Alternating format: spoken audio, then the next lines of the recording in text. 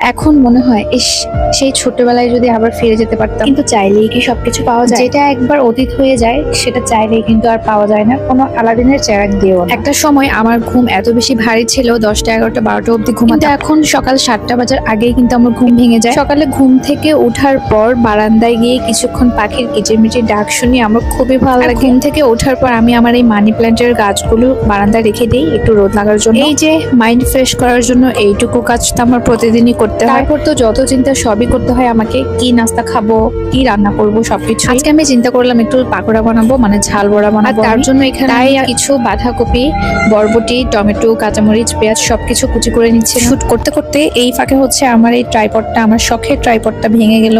কিছুই করার নেই, এই শখের জিনিস না আসলে খুব বেশি দিন থাকে না, এটা একদম সত্যি কথা।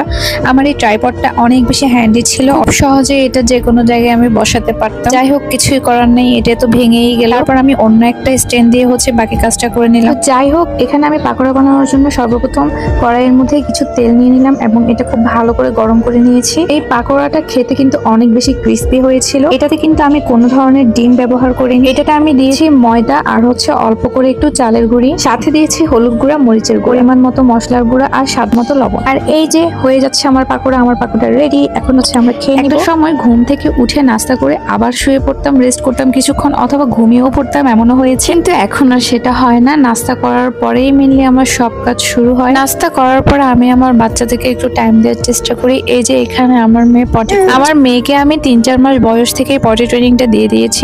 মেয়ের পটি নিয়ে আমার খুব একটা টেনশন করতে হয় না। আর এই যে এখন সে এখানে বসে বসে পটি করছে, এই ফাঁকে আমি আমার কাজগুলো সব সেরে নিচ্ছি। আসলে মেয়েদের কাজের কোনো শেষই হয়, একটা কাজ শেষ করতে না করতে আর একটা কাজ রেডি হয়ে যায়। আর সারাদিন এভাবে টুকিটাকি কাজ করতে করতেই আমার চলে যায়। মেয়েদের যে সংসারটা একটা চাকরির মতো, এটা কেউ বিশ্বাসই করতে চায় না, মানতেই চায় না।